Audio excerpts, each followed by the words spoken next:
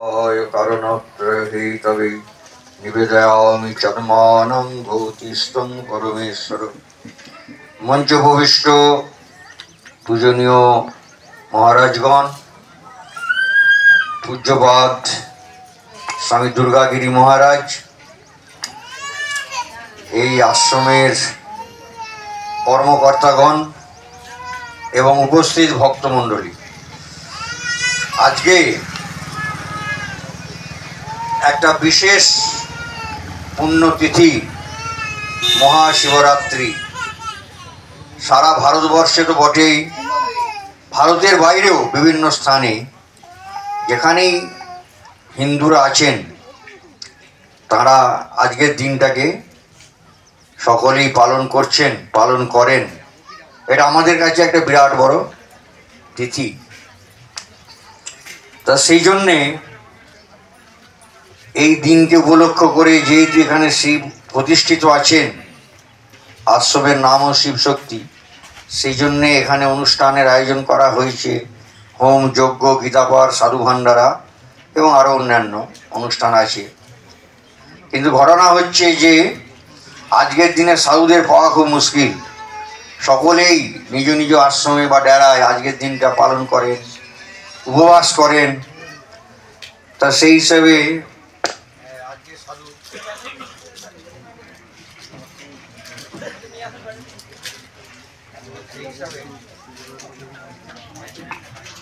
আজকে সাধুদের পাওয়াও মুশকিল। তা নইলে দুর্গাগিরি মহারাজের ইচ্ছা ছিল আরও অনেক যেন সাধু মহারাজ আসেন, কিন্তু সেটা সম্ভব হয়নি। সকলেই ব্যস্ত। আরও অনেকে আমাকে আসবেন বলেও শেষ মুহূর্তে আসতে পারেননি। আরেকটা কারণ হচ্ছে যে আগামী এই 1 মার্চ রামকৃষ্ণদেবের জন্মতিথি উৎসব, সেটাও খুব সামনেই এসে গেছে। আর তো সময় নেই, 2 দিন হাতে আছে। সেই জন্য মহারাজরা সব ব্যস্ত সেই সব ব্যাপার নিয়েও। তা যাই হোক, তবুও এখানে এসে ভালো লাগলো। আমরাও হোমযজ্ঞে অংশগ্রহণ করতে পারলাম এবং গীতা পাঠও হলো, সবই হচ্ছে।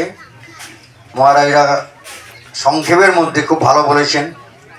রামকৃষ্ণদেব বলছেন, খালি পেটে ধর্ম হয় না। পেটে যদি ছুঁচে ডন মারে না, ধর্ম মাথায় উঠে যাবে। সুতরাং প্রথম হচ্ছে পেট ভরাতে হবে। সেই জন্যে বিবেকানন্দের ধর্ম হচ্ছে রামকৃষ্ণের ধর্মের ব্যাখ্যা।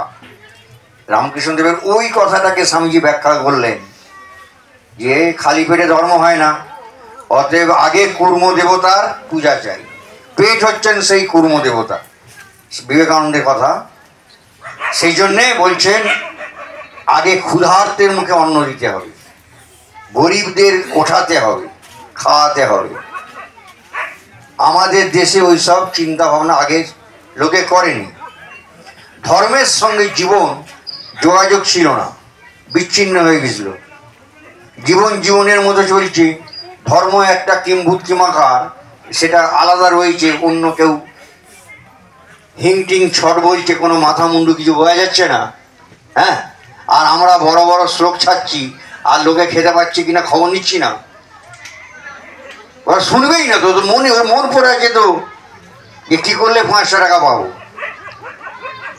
এখন প্রশ্ন হচ্ছে, ভরা পেটে কি ধর্ম হয়? তাহলে ভরা পেটে দেখা যাবে, যদি পেট ভরিয়ে দেওয়া যায় না, তখন যদি আমরা আবার বলি, দেখা যাবে ঘুম পেয়ে যাচ্ছে।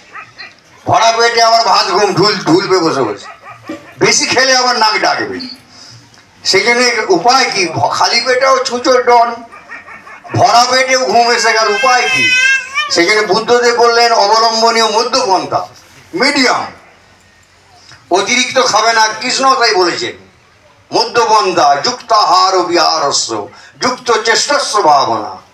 বেশি খাবে না, একবারে না খেয়েও থাকবে না। আজকে যে উপবাস, আজকে কেন মেয়েরা প্রায় উপবাস করে, আর কেন আমাদের হিন্দুদের লেগেই আছে 12 মাসে 36 পার্বণ। কারণ আগে আমাদের 13 পার্বণ ছিল, তার সঙ্গে অনেক যোগ হচ্ছে। বিহার থেকে এসে গেছে সন্তোষী, অমুক ঢুকে গেছে শনি ঠাকুর, বড় ঠাকুর। আবার দেখছি হনুমান চালিসার দেখছি আবার খুব রমরমা হচ্ছে সকালবেলায়, সব হনুমান চালিসা ফালিসা। মানে আমাদের ক্রমশ 33 কোটি আর নেই, এখন ক্রমশ বেড়েই চলেছে। আর সব মেয়েরা খালি দেখছি উপোস করছে, বুঝলেন। এই উপোসটা রামকৃষ্ণদেব পছন্দ করতো না। যদি দেখতেন দক্ষিণেশ্বরে সব মায়েরা এসেছে, মুখ দেখলেই বুঝতে পারতেন কি উপোস করেছো, বলছে হ্যাঁ। ঠাকুর করতেন কি, ওই প্রসাদের ফল মিষ্টি যা থাকতো শিকে থেকে নামিয়ে খাওয়াতেন। শুকনো মুখ পছন্দ করতো না, বলে খাও। সে ওরা খাবে না। ঠাকুর বলছেন আমি বলছি মা কালীর প্রসাদ কোনো ভয় নেই, খেয়ে নাও। মা সারদা বলতেন যে সকালবেলা না খেয়ে উঠে পুজো জপ করার দরকার নেই। মা সারদাও বলছে আগে দুটি খেয়ে পেটটাকে ঠান্ডা করে স্নান করে মাথাটা ঠান্ডা করে তারপরে পুজো করো, জপ করো। আসল কথা হচ্ছে ভগবানের নাম হচ্ছে ভাবগ্রাহী। ভাবটা দেখবে, মনোভাব, অ্যাটিচিউড।